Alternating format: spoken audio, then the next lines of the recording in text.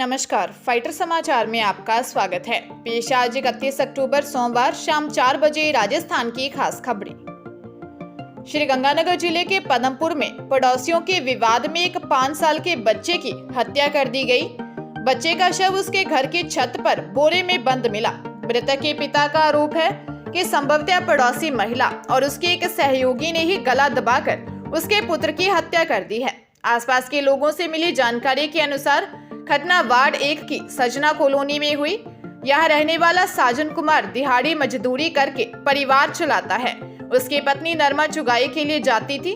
करीब 5 दिन पहले साजन कुमार की पत्नी का उसकी पड़ोसी महिला से मोबाइल को लेकर विवाद हो गया। परिजनों और आसपास के लोगों का आरोप है कि संभवतः इसी से नाराज होकर पड़ोसी महिला ने ही बच्चे की हत्या कर दी। पदमपुर पुलिस मामले की जांच कर रही है। जयपुर में धोखे से मुकदमे में राजीनामा करने के बाद पत्नी को 3 तलाक देने का मामला सामने आया है। परिवार के सामने 3 बार तलाक बोलकर पत्नी को छोड़ दिया। बोला, यह बच्ची मेरे तरफ से गिफ्ट, जाओ मेरे नाम के बिल फाड़ो, जो उखाड़ना है वो उखाड़ो। रामगंज थाने में पीड़िता ने 3 तलाक का मामला दर्ज करवाया है। SHO भूरी सिंह ने बताया कि घाटगेट निवासी 26 वर्षीय विवाहिता ने दर्ज रिपोर्ट में बताया कि 7 जून 2022 को रामगंज थाने में पति और सास ससुर के खिलाफ FIR दर्ज करवाई थी। 5 अगस्त को पति और उसके दोस्तों ने FIR में चुपचाप राजीनामा करने को कहा। विश्वास दिलाया कि अब किसी प्रकार का कोई गलत उसके और उसकी बच्ची के साथ नहीं होगा। राजीनामा होने के 34 दिन बाद उसे और बच्ची को लूनियावास किराए के मकान पर ले गया। 2 दिन मां बेटी को भूखा रखा। पुलिस ने मामला दर्ज कर जांच शुरू की है। जालोर के सायला में पत्नी के मायके जाने पर पति ने घर में पंखे से फंदा लगाकर सुसाइड कर लिया। झगड़े के बाद मृतक की पत्नी 15 दिन से पीहर में रह रही थी। परिजनों का कहना है कि मृतक मानसिक रूप से बीमार रहता था। थानाधिकारी प्रदीप डागा ने बताया कि 27 वर्षीय हीराराम मेघवाल का कुछ समय से किसी बात को लेकर पत्नी से मनमुटाव चल रहा था। इस कारण उसकी पत्नी 15 दिन से पीहर में रह रही थी। इसी बात को लेकर दोनों के बीच कहासुनी हुई थी। युवक रात को खाना खाकर सो गया था, लेकिन सुबह देर तक नहीं उठा तो परिजनों ने उसको काफी आवाज लगाई। कमरे में जाकर देखा तो उसका शव पंखे से लटक रहा था। मामले में कोई रिपोर्ट दर्ज नहीं हुई है। वहीं मामले की सूचना पर पुलिस ने मौके पर पहुंचकर मौका मुआयना किया।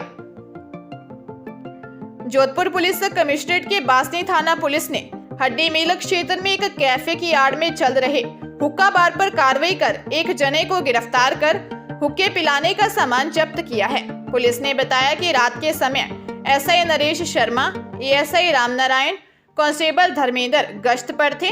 इस दौरान मुखबिर से सूचना मिली कि hotel John by the park के पास ला टेरेसा किचन कैफे में युवाओं को प्रतिबंधित तंबाकू पदार्थों का सेवन करवाया जा रहा है। टीम ने रात को कैफे में दबिश दी। पुलिस को देखकर कैफे में बैठे युवा भाग निकले। कैफे के अंदर टेबल व काउंटर पर तंबाकू फ्लेवर और हुक्के सजाकर रखे थे। काउंटर पर एक जना मिला जिसने खुद को कैफे संचालक बताया। टीम ने कैफे संचालक विक्की शर्मा निवासी गंगा विहार को गिरफ्तार कर लिया। कैफे से एक हुक्का पॉट, 15 हुक्का, 6 चिल्लम, 22 पाइप भी जब्त किए हैं। सीकर जिले में धनतेरस के दिन वैन से घर जा रहे 2 ज्वेलर्स भाइयों से लूट करने वाले 5 आरोपियों को उद्योगनगर थाना पुलिस ने रावतसर हनुमानगढ़ के बिहानी होटल से गिरफ्तार कर लिया है। आरोपी यहां एक और ज्वेलर के साथ लूट करने वाले थे। 5 दोस्त हैं और इसमें 4 फतेहपुर तथा एक रामगढ़ सेठान का रहने वाला है। पूछताछ में सामने आया कि सीकर में ज्वेलर्स भाइयों से लूट करने से पहले अनिल नाम के आरोपी ने किराए की बाइक लेकर रैकी की थी। SP कुंवर राष्ट्रदीप ने बताया कि लूट में शामिल 23 वर्षीय सत्येंद्र सिंह उर्फ सत्या, 19 वर्षीय रघुवीर सिंह, 20 वर्षीय अक्षय निवासी दीनवा लाडखानी, 18 वर्षीय रविंद्र कुमार निवासी सांजासर रामगढ़ सेठान व 28 वर्षीय अनिल निवासी नबीपुरा फतेहपुर सदर का है। 5 ने सीकर सहित जैसलमेर, अजमेर, बीकानेर व चूरू में लूट की 7 वारदातों को अंजाम दे चुके हैं। गिरोह का मास्टरमाइंड सत्येंद्र सिंह है। चूरू में बड़े भाई ने मोबाइल पर मौसी से बात नहीं करवाई तो नाराज 14 वर्षीय नाबालिग घर से निकल गया। नाबालिग को चाइल्ड हेल्पलाइन की टीम ने रोडवेज बस स्टैंड से रेस्क्यू किया। टीम नाबालिग को चाइल्ड हेल्पलाइन के ऑफिस लेकर आई, जहां नाबालिग से काउंसलिंग की गई। जिला समन्वयक पन्ने सिंह ने बताया कि काउंसलिंग में नाबालिग ने बताया कि वह हरियाणा के चरखी दादरी के महेंद्रगढ़ चौक का रहने वाला है। उसका बड़ा भाई मोबाइल पर मौसी से बात कर रहा था। उसने अपने भाई को मौसी से बात करवाने के लिए कहा, जिस पर बड़े भाई ने बिना बात करवाए फोन काट दिया। इस पर 14 वर्षीय नाबालिग नाराज होकर अपनी मां से 200 रुपए लेकर घर से निकल गया, जो चरखी दादरी से राजगढ़ तक बस में आया। उसके बाद बस द्वारा वहां से चूरू आ गया। चूरू में नया बस स्टैंड पर उसको एक रोडवेज बस का कंडक्टर ले गया, जहां से उसे टीम ने रेस्क्यू करके लेकर आई। सीकर के लोसल इलाके में ट्रैक्टर ट्रांसपोर्टेशन के नाम पर ठगी का मामला सामने आया है। गणेशपुरा इलाके के रहने वाले किशन लाल ने रिपोर्ट देकर बताया है कि उनके पास खुद का एक ट्रैक्टर था, जो उन्होंने अपने साले रतन लाल को दिया था। रतन लाल का छत्तीसगढ़ में बिजनेस है, ऐसे में उन्हें ट्रैक्टर छत्तीसगढ़ भिजवाना था। रतन लाल के लड़के धर्मेंद्र ने एक online website car shifting services पर इंक्वायरी की, तो 24 अक्टूबर को कंपनी की ओर से फोन आया। फोन करने वाले युवक ने खुद का नाम सुनील बताया और कहा कि वह transport packers and movers company का कर्मचारी है, जो ट्रैक्टर को छत्तीसगढ़ भिजवा देगा। उसी दिन सुनील ने रतन लाल के घर पर नवीन नाम के लड़के को भेजा। नवीन वहां से ट्रैक्टर लेकर चला गया। रतन लाल ने उन्हें 18,000 रुपए दे दिए। 2 दिन बाद रतन लाल के बेटे धर्मेंद्र के पास सुनील का फोन आया और इंश्योरेंस और जीएसटी के नाम पर 63,720 रुपए और मांगे।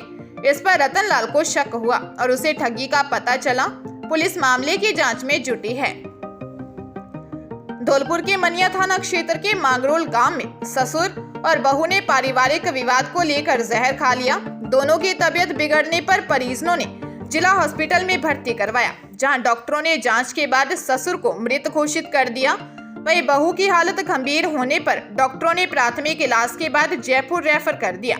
मांगरोल गांव में 55 वर्षीय पॉप सिंह और बेटे वीरू की 25 वर्षीय पत्नी माया ने पारिवारिक विवाद को लेकर जहर खा लिया। ससुर और बहू की तबीयत ज्यादा बिगड़ने पर परिजनों ने दोनों को जिला हॉस्पिटल पहुंचाया, जहां डॉक्टरों ने ससुर को मृत घोषित कर दिया। वहीं बहू की हालत गंभीर होने पर डॉक्टरों ने जयपुर रेफर कर दिया। थाना प्रभारी लाखन सिंह ने बताया कि ससुर और बहू के जहर खाने के कारणों को लेकर जांच की जा रही है।